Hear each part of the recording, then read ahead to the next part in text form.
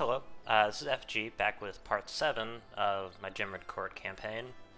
As you can see, this is several years after after the last episode. Some of you noticed, but I really didn't. There was a little bit of devastation in my nation, so largely what I've been doing is building forts and waiting for that to tick down, so I can get some of my missions done and fix my broken economy. Okay. In the meantime,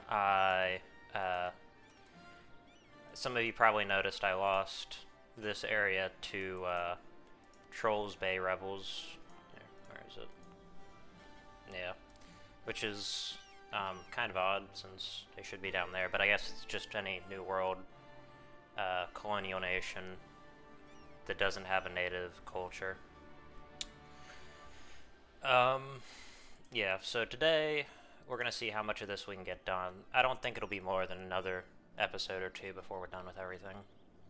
Besides the diplomacy missions, since we're purging, so we won't really be able to actually do those. Okay. Cursed labor.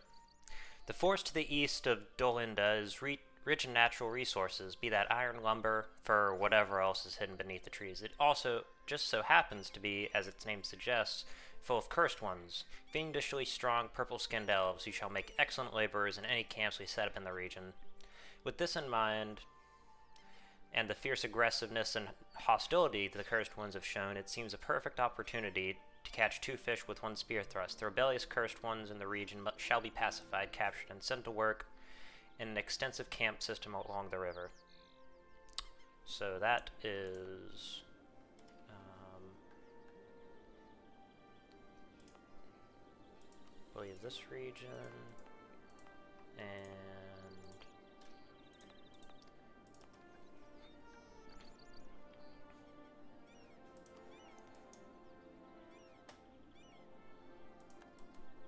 okay.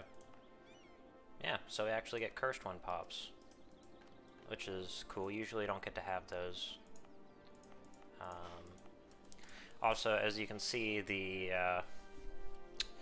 removal, I guess, of the Kenorians is going well. Mountains of Gold. We'll need to conquer all of this. This should be relatively easy. Won't have to conquer that, I don't think.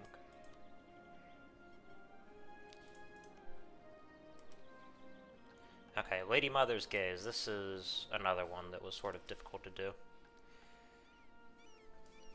It is the duty of any responsible mother to look after their children and ensure that they do not hurt themselves from their ignorance. In the same way, it is the duty of any responsible mother to punish the children should they stray away from the path of righteousness, so that they do not repeat their mistakes. And since Imriel is the Lady Mother of the nation, is it not proper for her to do the same? Since Imriel seized power in the state security apparatus, propelled by such figures as Alwarenfelt, Furwilt, and Mitchile Sendolm, has tightened its grip over the people of Gemradcurt, and the nation is all the better for it.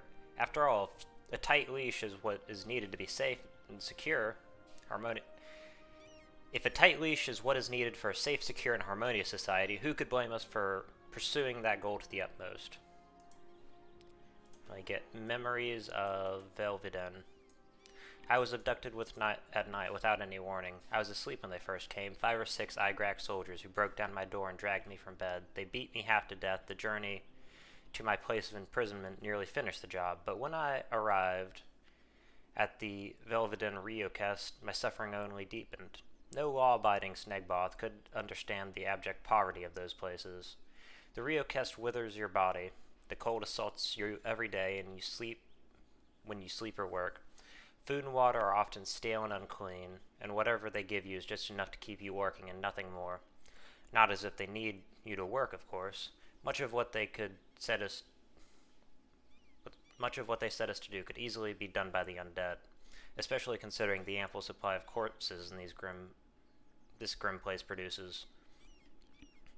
What they do to your spirit is far worse.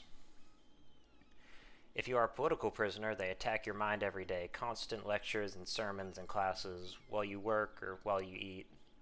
Every day you are reminded of the magnitude of your mistake, of the true and proper way of life, of the realities of the world and your place in it. The worst part is that it works. Too many of my friends have fallen victim to the witch's song, been broken and left hollow shells of their former great selves. Please, anyone who is reading this, I implore you, must tell everyone you know of these places. This cannot continue. It cannot. If the people only knew, they would demand change, action. My defiance is killing me, and I have limited time left, but only hope that the future generations will not need to share in my misery. The Igrak soldier sighed as he stuffed the manuscript in his coat pocket, looking back at the dead rebel on the ground in front of him. All that trouble for a bit of paper and a story. I think Imriel he had intercepted this elf before he found a press, or else he might have had real trouble on his hands. He looked back at his horse, shaking his head.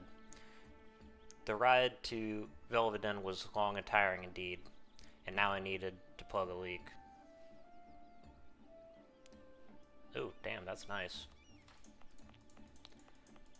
That's just straight up -4 in rest. Okay, we can do that one real quick. Right there.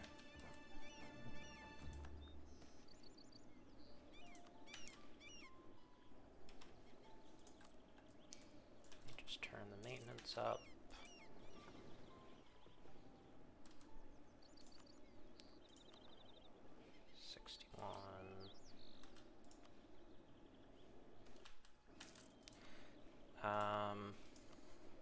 What else?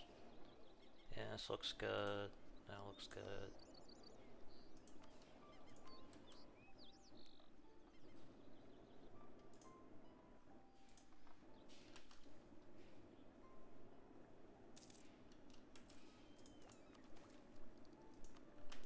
We are pretty far behind in technology, though. The last gasp of autumn.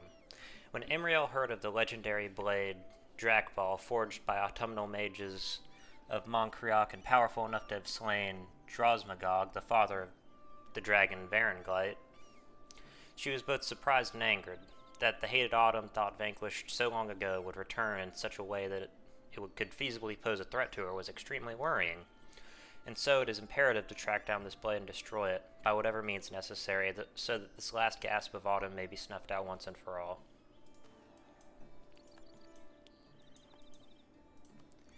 Imriel and her bodyguards marched into Crantisor, as member of both the Igrak and Taigan Order, entered the town from all approaches. After the fall of Argentrzorn and the death of its last ruler, a scion of the house of Uma Zomjal, named Artorian, claimed the autumnal blade that once felled Drosmagog. For a while, now he had left spirited resistance, Drakball claiming the lives of many soldiers, but finally he had been tracked down to this town on the river's edge. All they had to do was find him, and Imriel would blast him and his accursed sword to nothing. That was the plan anyways, but Artorian found them first. All at once, the entire town exploded into chaos. The sound of clashing swords, hurried and miscast spells, and even the scattered cracks of muskets and magelocks. It seemed like every rebel knight in Argentrzorn burst from Crantisor's house and cellars. Imriel and her bodyguards were immediately set upon, many falling as they were cut down by Juzornic steel. And as fire and ice engulfed the building and the streets and scorched the pavement stones beneath their feet. Imriel was busy barking orders, providing magic support where it was most desperately needed, too busy to spot the approaching tide of blood and destruction barreling towards her. When a bodyguard frantically demanded her attention, and she finally turned around to see the disturbance, the lady's mother's eyes went wide. Artorian was surging forward, flashes of precursor steel, rending flesh and bone as he cut his way straight towards Imriel, with blinding speed and impossible ferocity. Spiral shards of ice blasted the ground where her foe stood, but he was too late. But he was too fast, dodged the attack, and within a moment he was upon her. The guards who had struck her surged forward, but he was cut down near instantly. Imriel desperately stepped back as he raised Drakball, but she was too late, and the sword's edge severed her right arm clear off as pain lanced through her body. She stepped back again, gritting her teeth, and fired off a desperate volley with her remaining hand. She caught Artorian in the middle of his torso with an ice shard, ripping a great hole through his body and sending guts and viscera onto the street behind him. But the last Umazogmanj moved like a man possessed, and as the walking corpse raised his sword once again, ready to strike a fatal blow as his eyes burned with rage and blood vengeance, Imriel fired again, and there was no longer any corpse left to do so.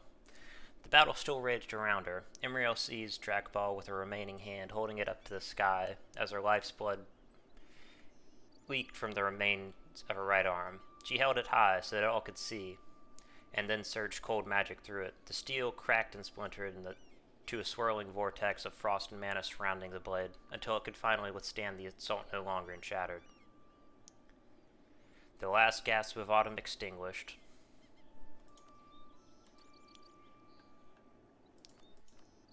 Okay.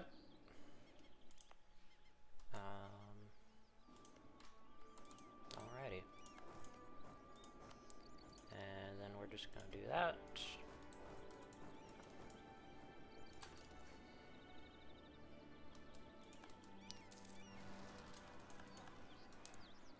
These guys can come up here.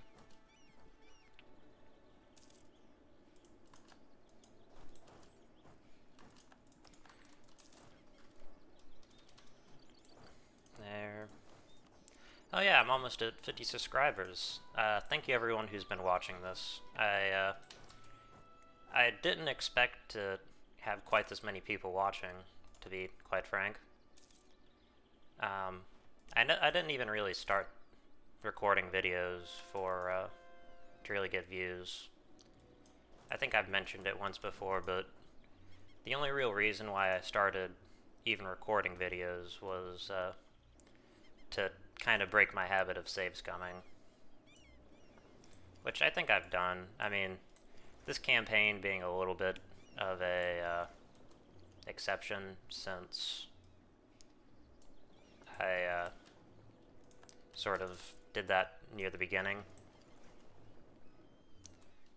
to prevent Imriel from dying, which I don't really regret doing that. It made the campaign just go smoother.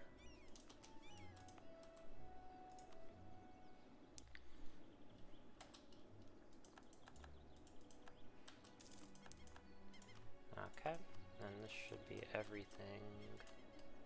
So yeah, I'd just like to thank all of you for support. Oh, sorry, had to cough. Once I hit 50 subscribers, I'll probably do some sort of special. I'm not sure what. I kind of have an idea. I'm currently thinking about maybe doing either a dwarf nation, possibly, or potentially doing something like a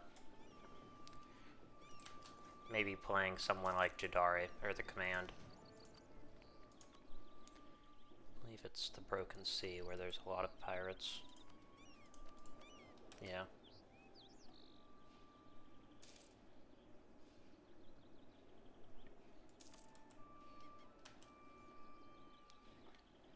Let me actually just put these guys to port.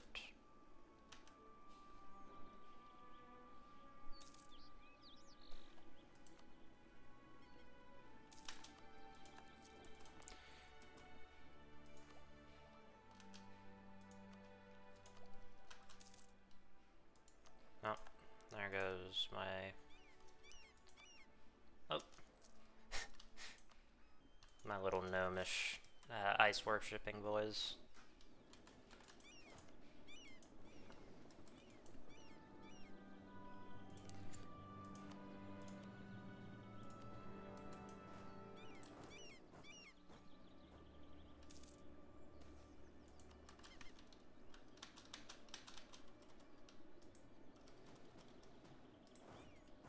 Send these guys to go occupy all this stuff.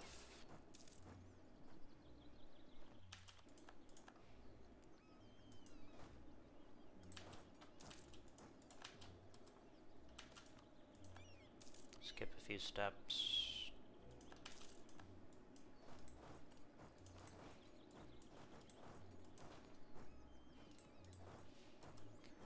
Okay, Regent Court Zealots.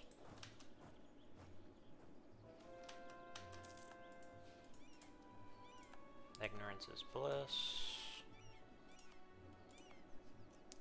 Gotta convert these guys.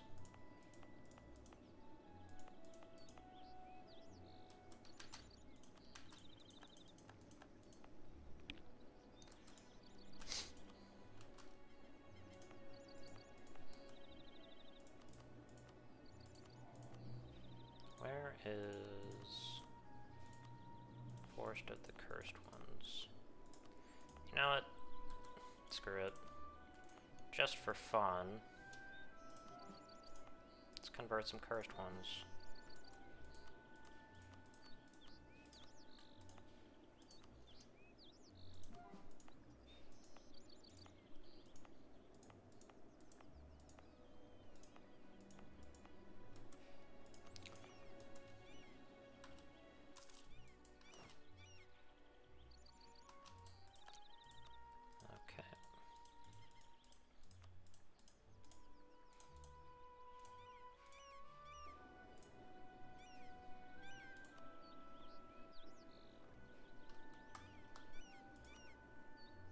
I think that should be everything that I need.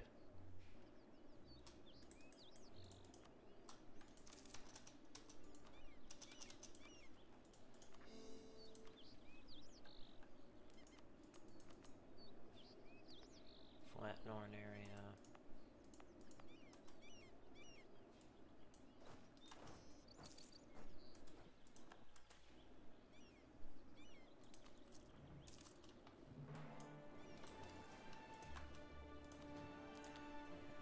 Hunt pirates up in the Broken Sea. Protect trade and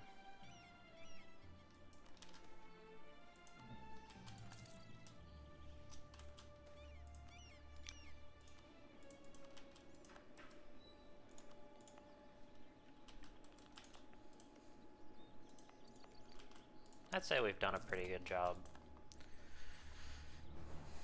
I think these are also our final borders.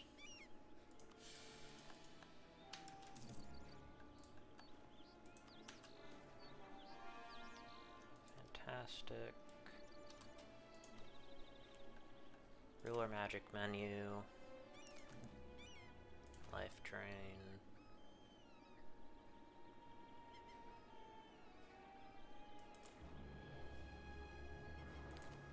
Yeah. I just need extra mana right now, so unfortunately I will have to drain the life of some of my subjects. It's okay, it's for a good cause.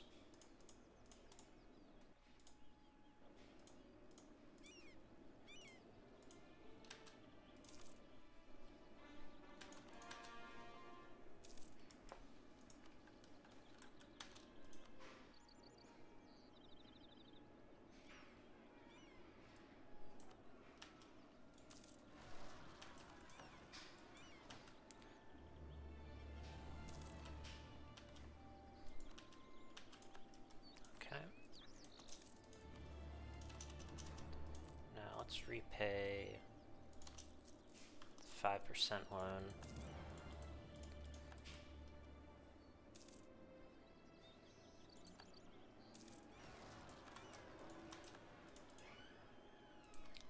Fantastic. Just a little bit more. Sealy Court.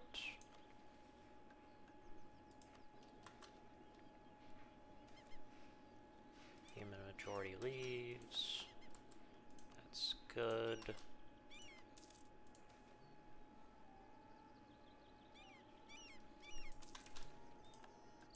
More humans flee. Let me pay off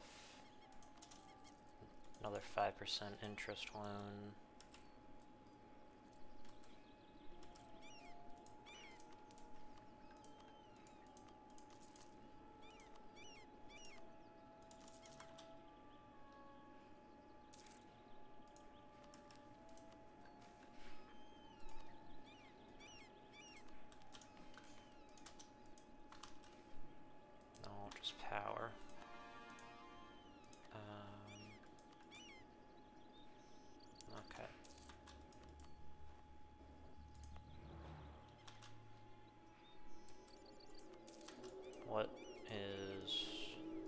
That's on, that's on. Yeah, how many times have you guys used Edict of Absolutism? Because this is probably one of my first times I've ever actually used it.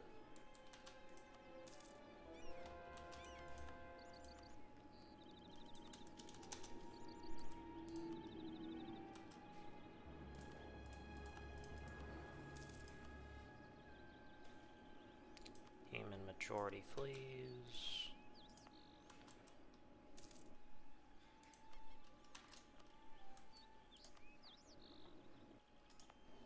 Let me convert cursed ones over.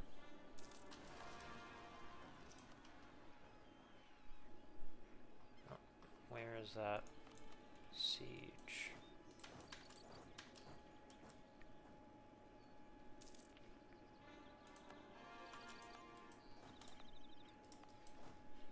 They can stand there.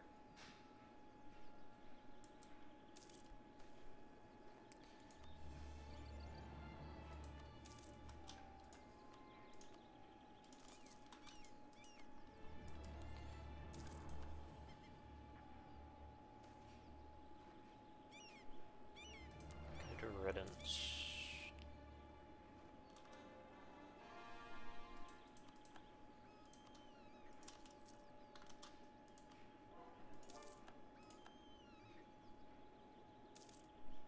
I think that was a cursed one province, yeah.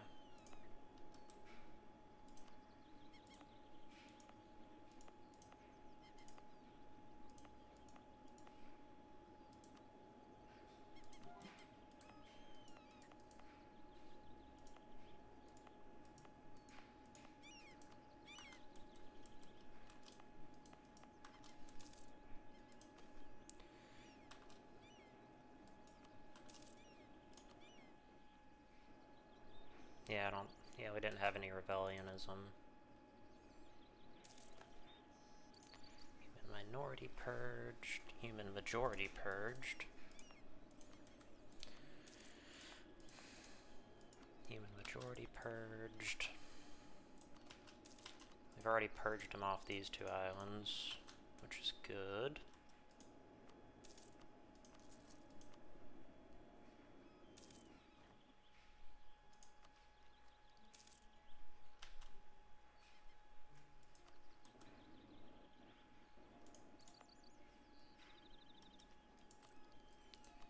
Can I? Yes, I can.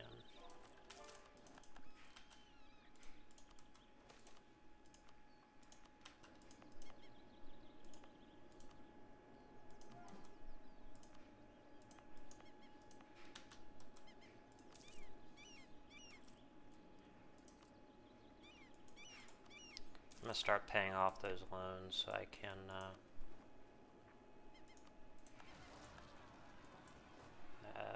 what's it called?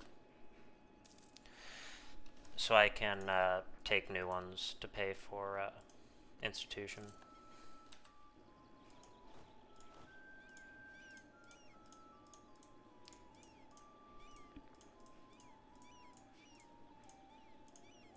Realm should be relatively stable now that we have the minus unrest.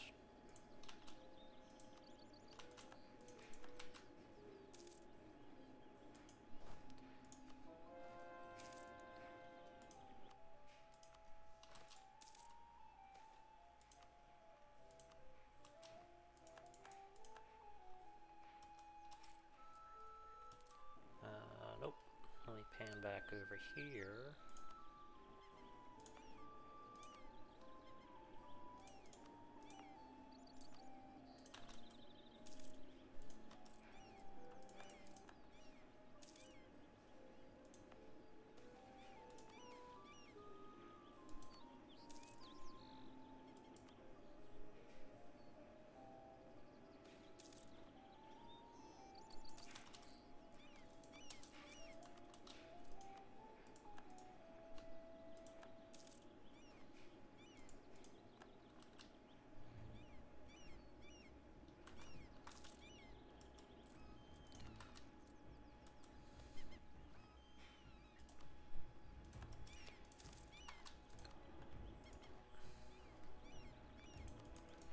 state-owned provinces. Currently 5.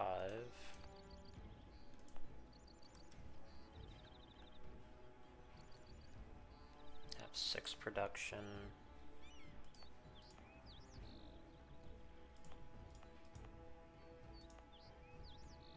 It's 1, 2, 3.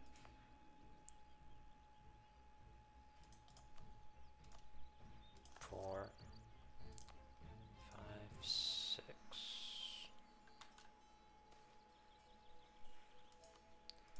And then, aside from that, what other good trade goods are in here?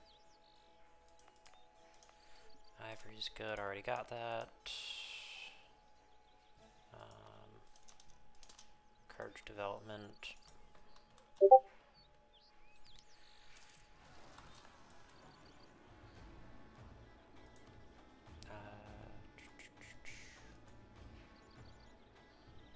Crack F.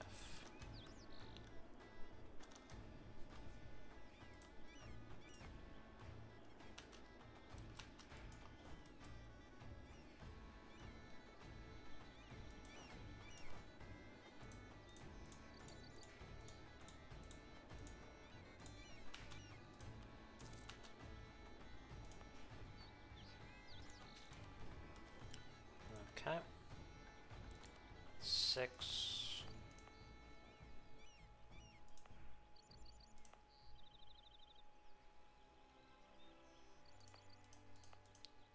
Okay. I think that's enough. That's 1, 2, 3, 4, 5, 6, 7, 8. Yep, that's enough.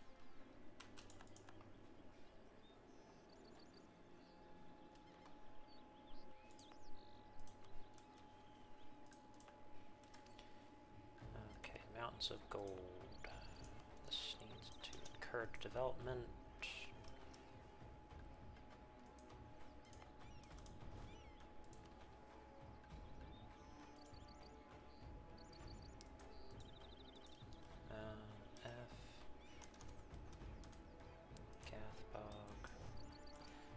Actually will. Lesser Heart Wars.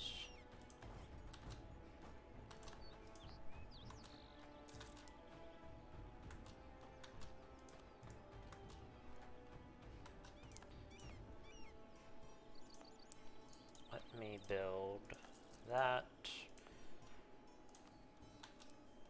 For any of you who actually plan on playing Gemradcurt,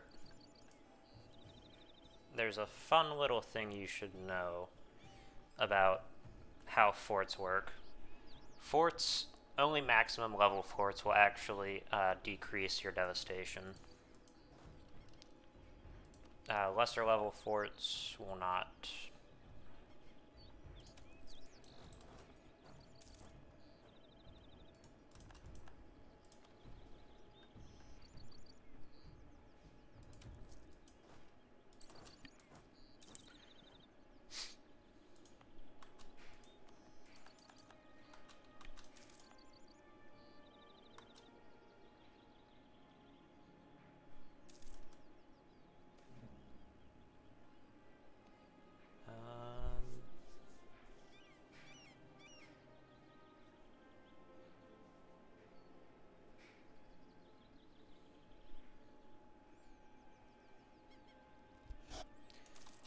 They should still have them at integrated. Yep.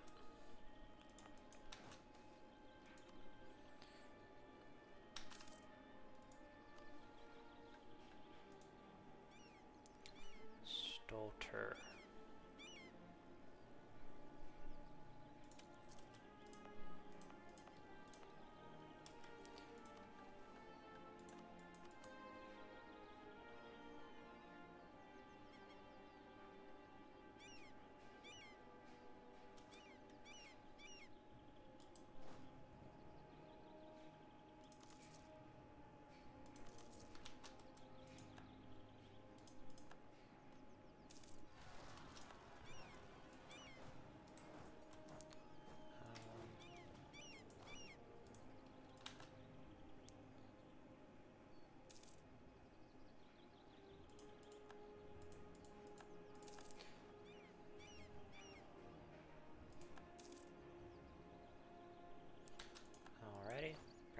boys back.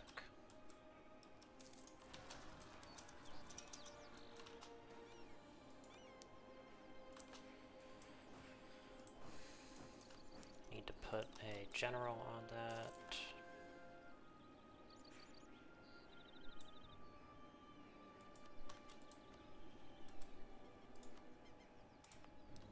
Convert this.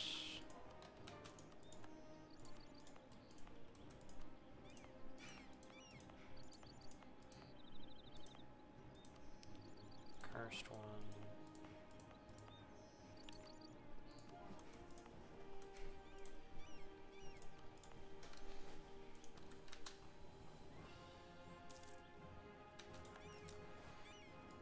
It's gonna be, Cursed One Forest is gonna be like those Dagothar memes where he's talking about how Argonians make the best slaves.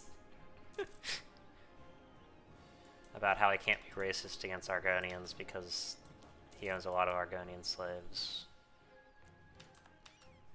I always think those are funny.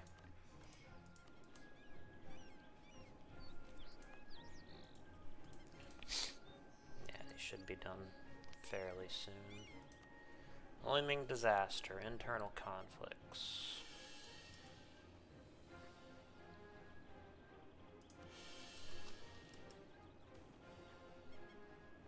Good riddance.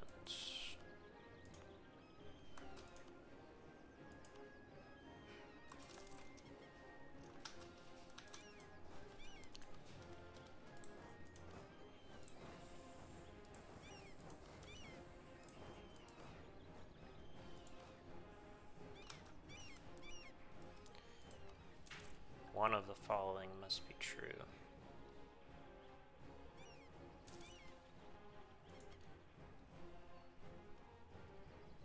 Let's do it. Mountains of Gold.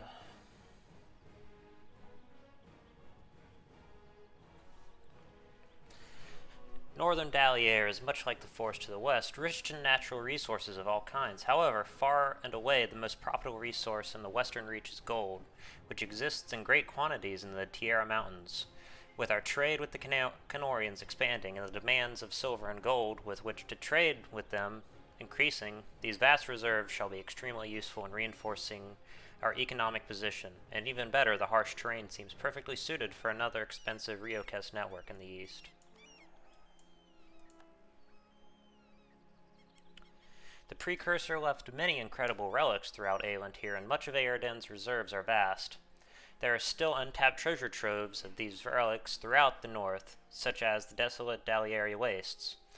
Though incredibly difficult to traverse, we Snegboth are acclimatized to the extreme cold, and hopefully with enough resources and funding, we may be able to pull even a small fraction of the riches buried within the depths of Dalier.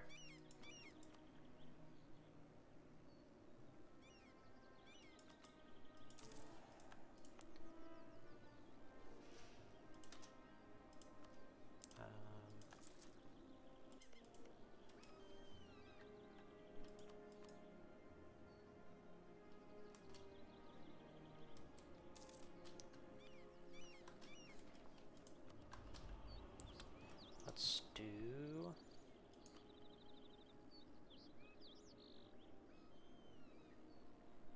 what? I guess we can take extra admin efficiency.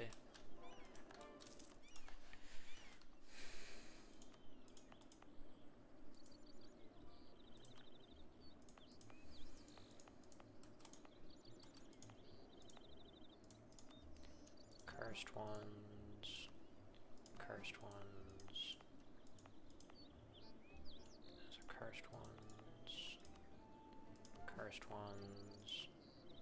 Cursed ones.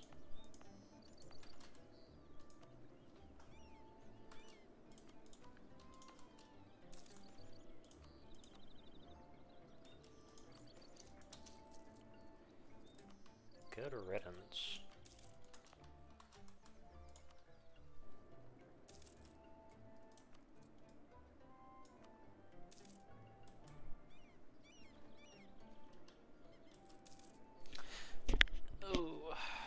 Okay.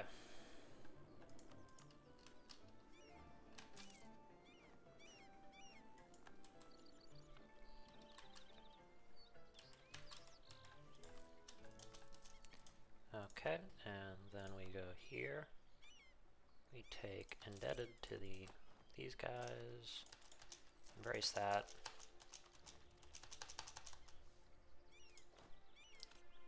Scythe Riders. Better Skeletal Musketeers. Alrighty.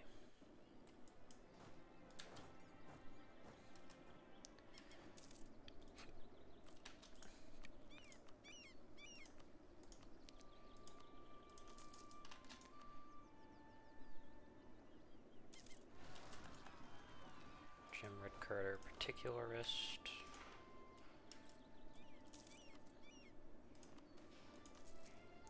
The Depths of Dalier. The Dalier Wastes are a grim and desolate place with blizzards and fell winds beyond most folks' comprehensions, rendering most intensive exploration efforts ineffective. However, with the Order of Arcane Sciences inventions and the Tigan Order's command of wintry and warming magics alike, we have been rather successful in scouring the waste for precursor relics. Though there have been no major discoveries, it is rare that an expedition ventures into the waste and does not find something that covers the costs of the journey. With enough investments, our outpost in the waste will surely become a focal point for Eridan artificery.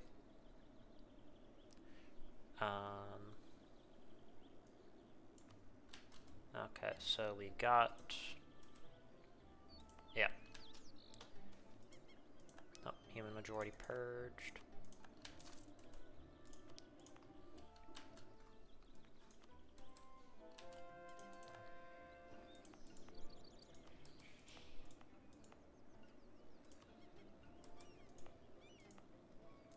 And I'm going to convert this over.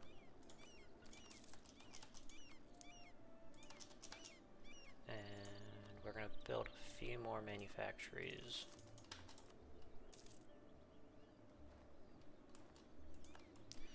Okay.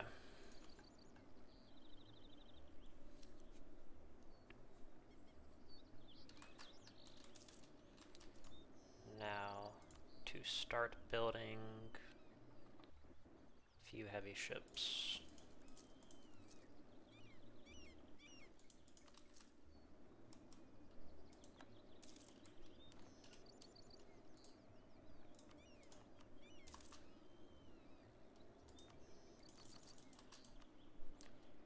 Start building some dockyards.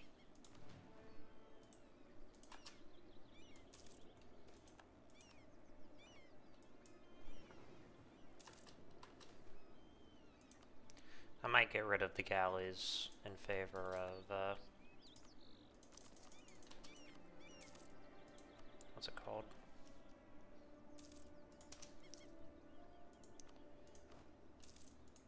In favor of heavies. Yeah, I'm gonna go ahead and do that.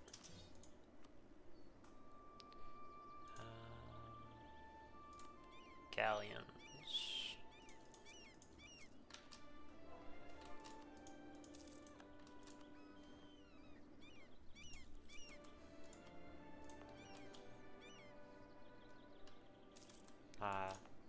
Look at all that. Beautiful.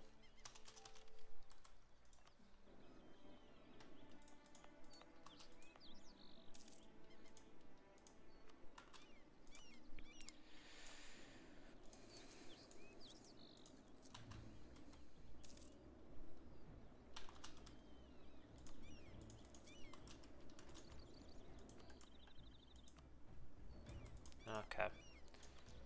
Turn these off now. That took like a decade to get rid of that devastation.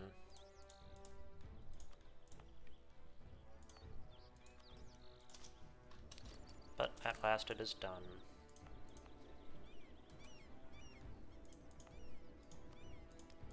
Okay, where am I building? Yeah, here it is. That'll be done pretty soon.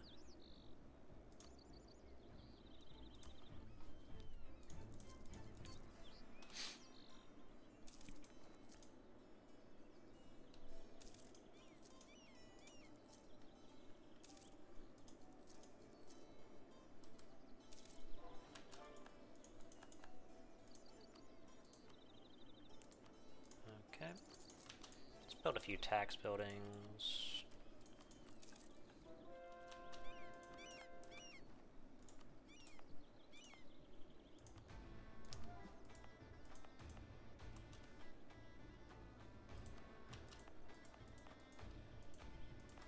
Oh yeah, I should probably accept half or cursed ones.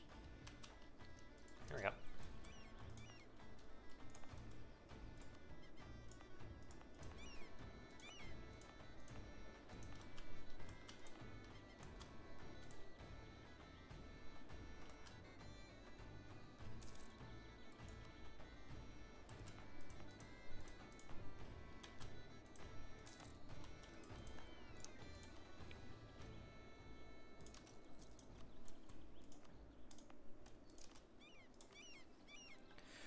Bounty of the Four Groves.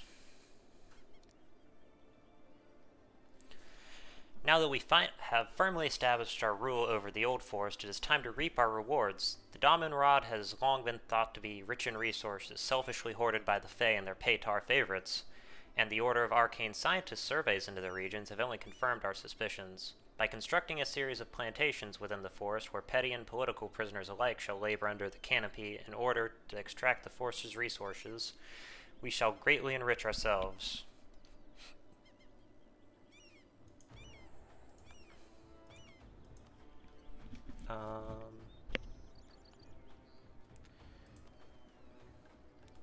Magic menu. Transmutation. Study magic. Divination.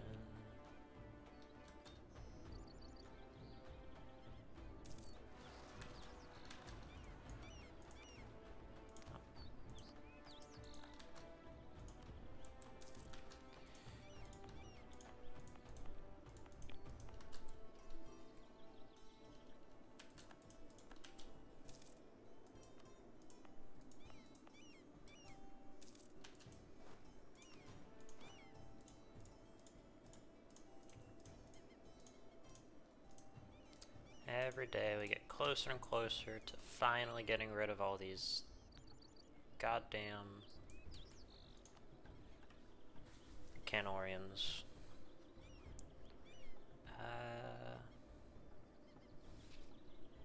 I'll fire them both.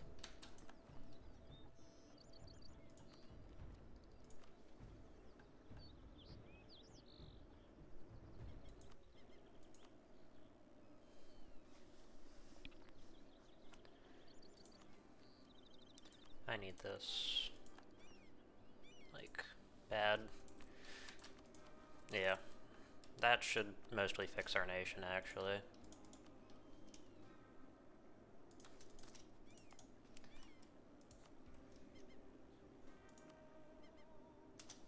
That doesn't really look like a cursed one, but whatever you say, game.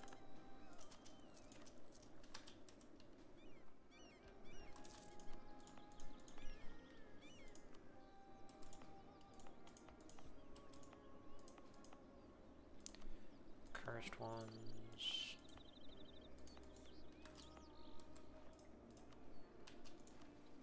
Okay.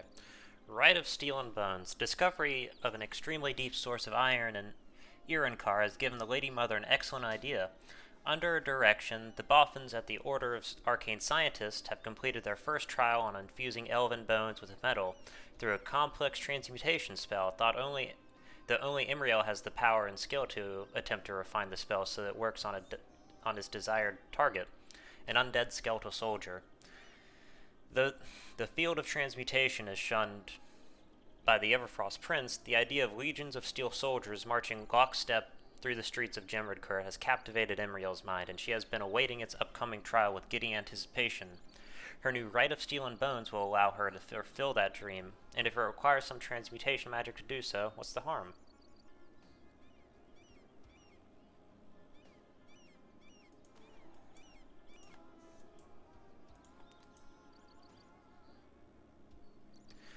Imriel applied the last finishing touches on the spell circle as she called on some of her OAS assistants to drag materials in.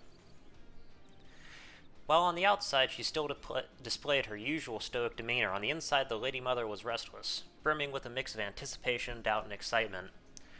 When she had told the Everfrost Prince about this project, he had initially been hesitant. Why wouldn't he be? The Prince abhorred transmutation magic, seeing it as nothing more than an unnatural corruption of the world's natural orders. And now his client was wanting to go against his wishes for a vanity project? Imriel could understand his misgivings, but when she thought of the future, of metal skeletal soldiers marching lockstep through the streets of Gemradcurt, a shield that would protect her realm forever, how could she back down? The Everfrost Prince had acquiesced eventually, after all. Imriel had already done so much for him, but he had given her an ominous warning before he left, something about learning the way of things and a right of steel and bone. Imriel paid it no mind. In fact, she had taken the latter as the title for a new ritual that would eventually mass-produce an army of steel from deep within the Lady Mother's tower. The right of steel and bone, Imriel smirked as she thought about how great this was going to turn out. This project seemed to bring some sort of inner child out of her, but she didn't care. This was going to be awesome. Finally, the instruments of life were collected around her, and the rite was ready. Ordering her assistants around as she activated the spell, the room glowed blue and the circle activated, and nothing happened. Imriel raised an eyebrow and tried it again, and nothing happened. She checked the circle and made a few tweaks where something might have gone wrong, then she tried again, and nothing happened. She brought a new skeleton in, and nothing happened. She brought new steel ingots in, and nothing happened. She downed 1 or 2 shots of whiskey to bolster her spirits, of course, and tried again, and nothing happened. She got angry and depressed, and tried again, and again, nothing happened, and nothing happened, and nothing happened, and nothing happened. One word rang through her brain on repeat. Why? Why? Why? Why? Why? This is going to be difficult. Hats off to the writer there. That was pretty funny. Okay, devastation-wise, what are we looking at? It's getting better. It's not good, but it's better.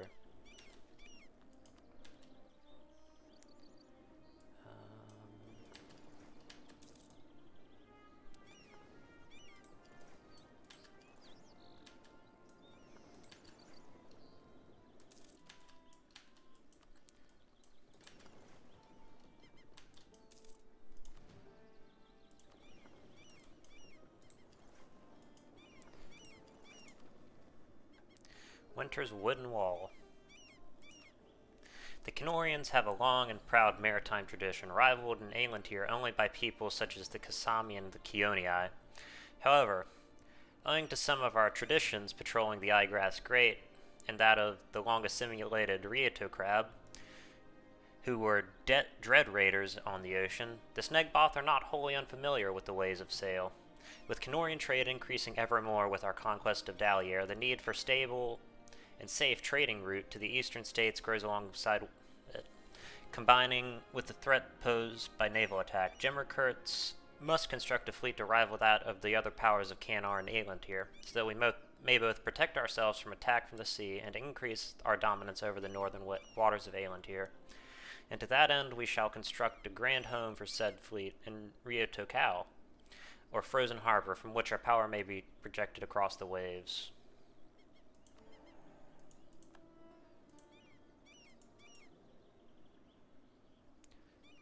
Okay.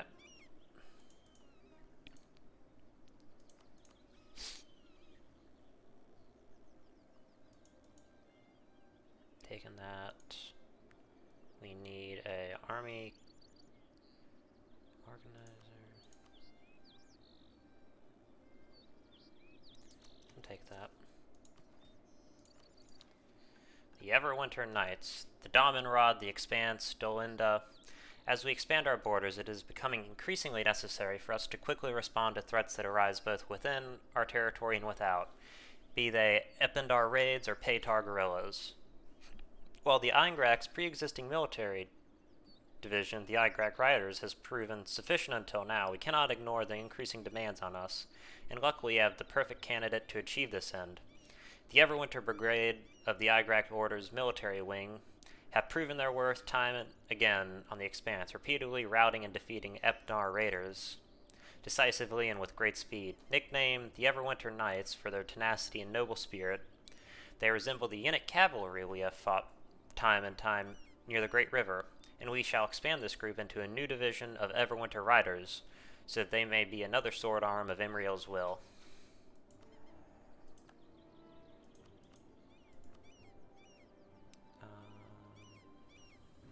So we need 7 grand, and this...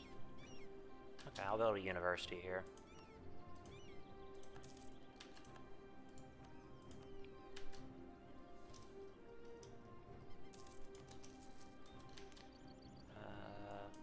Build these guys. Okay, we're almost done with our new Grand Fleet.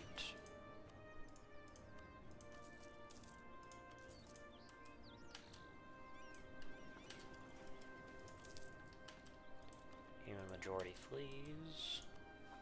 Bueno.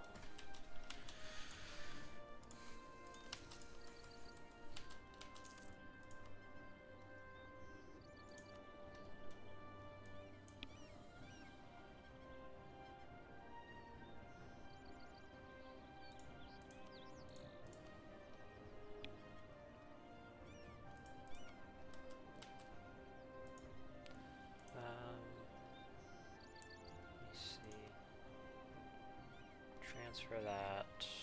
I really need another merchant so I can push some stuff from the upper yen.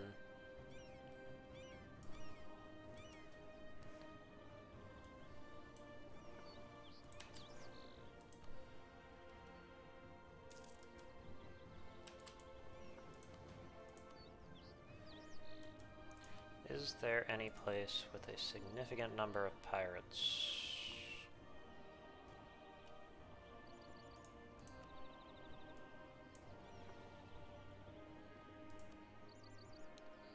Trade over in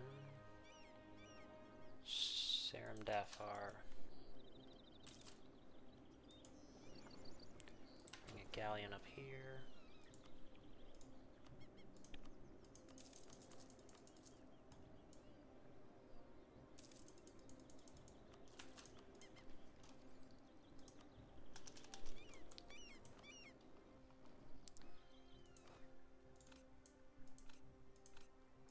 Fine scythe riders, new cannons.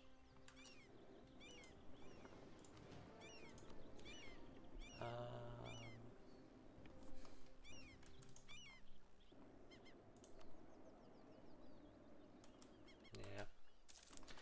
I'll go ahead and just mothball this fleet for now then. See how much of a difference that makes. Fleet maintenance 24. Yep.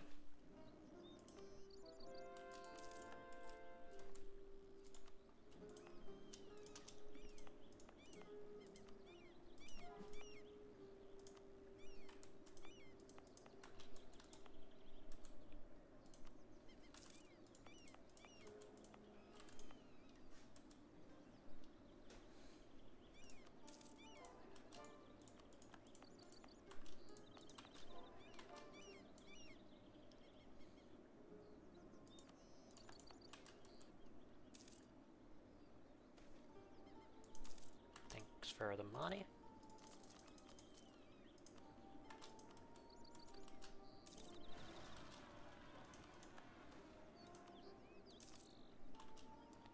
Okay.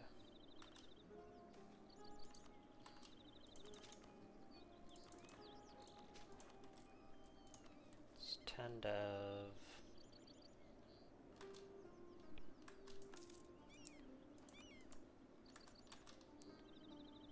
Resentur and Dolhanda.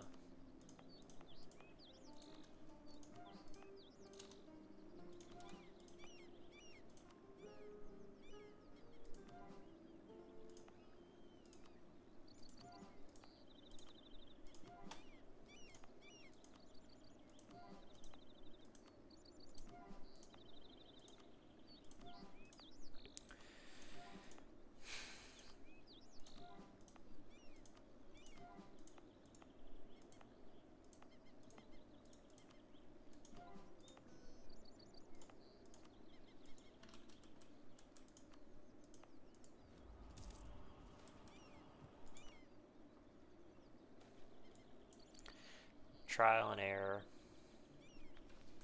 Imriel was crying, weeping really, as she sat beside the workstation, arms splayed over the tabletop. Around her was a mess of shot glasses, empty bottles, and an immense amount of discarded coffee cups. In addition to the papers and half-mad ramblings of a broken elf that were strewn about the floor. 2 years. It had been 2 entire years since that fateful night when Imriel had abandoned herself to a project that in truth she saw no way of completing. She had tried everything, and she still failed again and again. She had restarted the project and revised her notes and tried every configuration and layout imaginable, and it had all been for naught. Now she just sat in the test chamber and wept. She had sunk so much time, so much energy. Just wanted it to work. Again, the dreaded word "why" repeated in her head. First she thought it was the Fae. Those blasted hellspawn had jumped her in the Dominrod. Those two, or however many of them were actually there in the clearing, had royally screwed her over.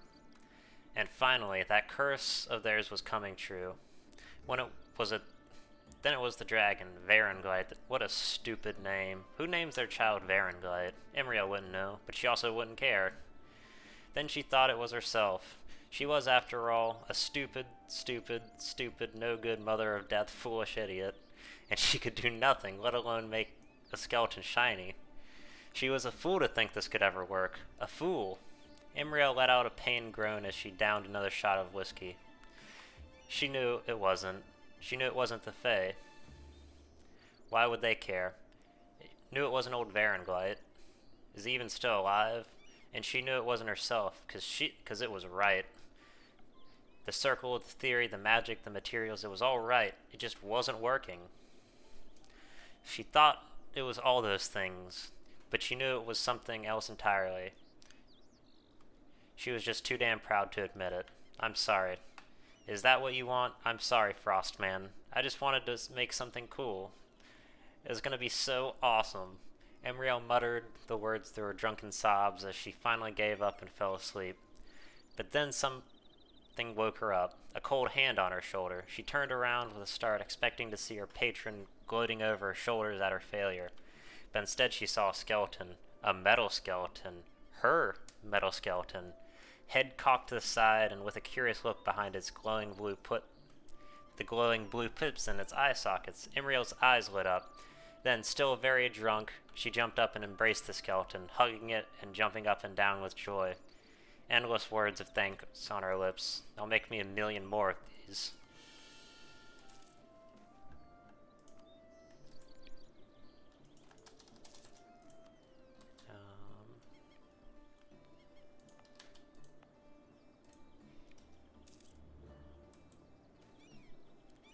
Fantastic.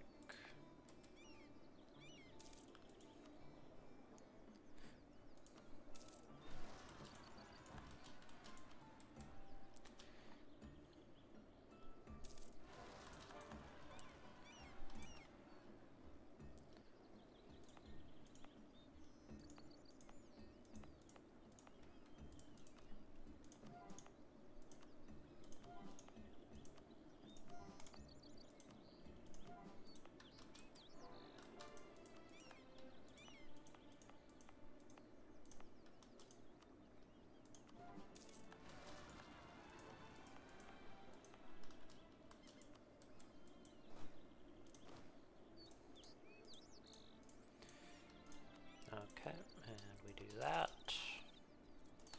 Do that.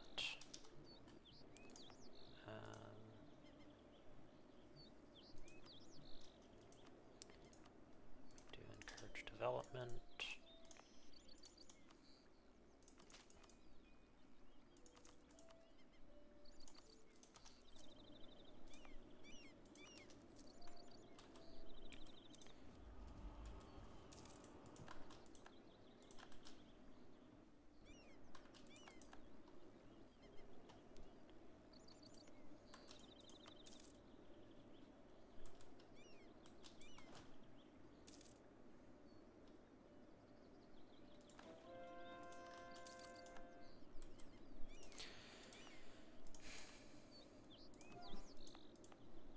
Okay, that should be the last province that I can convert, that's being converted over.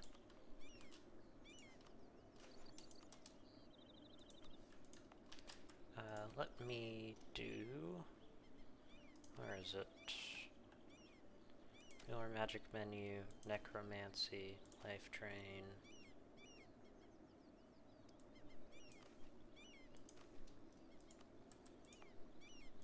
I think that was Diplo.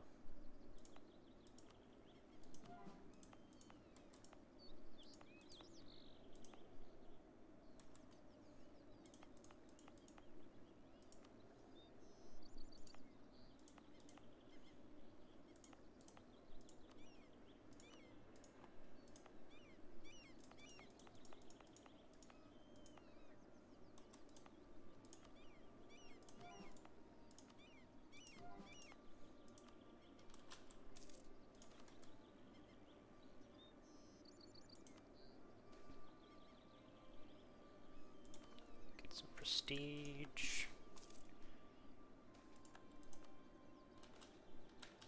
Human majority fleas. There we go.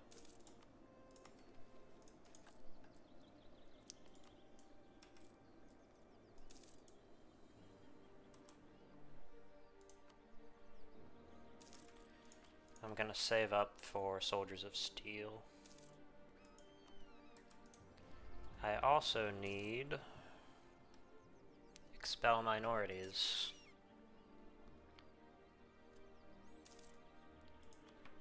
Wait.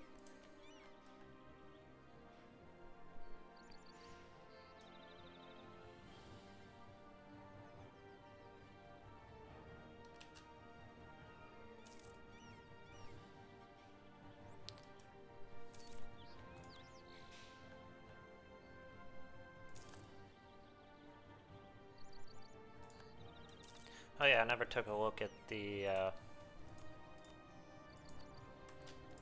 yeah, what's it called?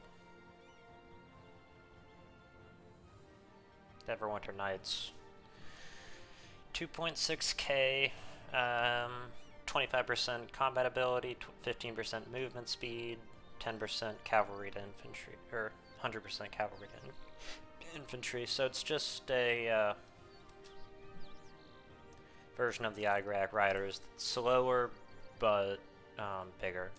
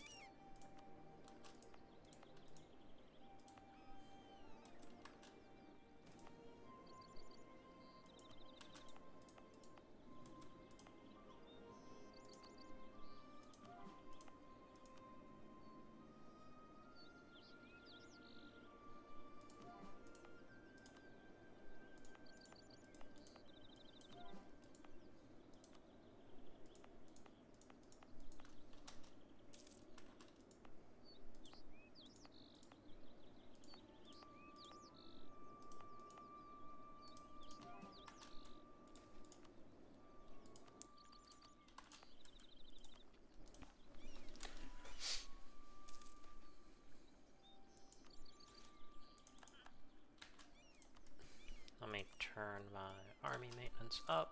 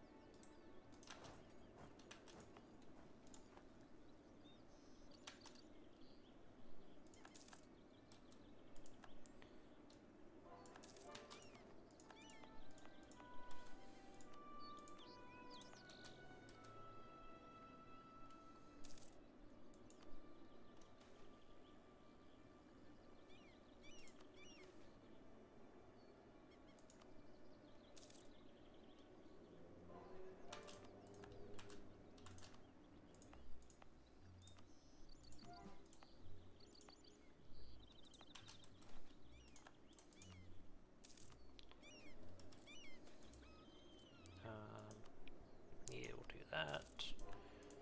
666 ruler, baby.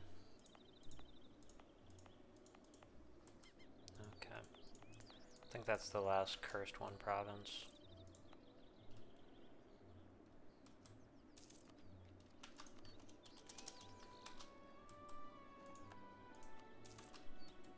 Am I looking like tech-wise?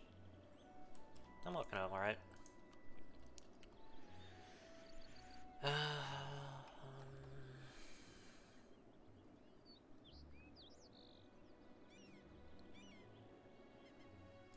So I'll go with economic.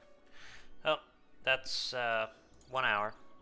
I appreciate everyone watching. The next episode will be recorded directly after this one. Have a good day.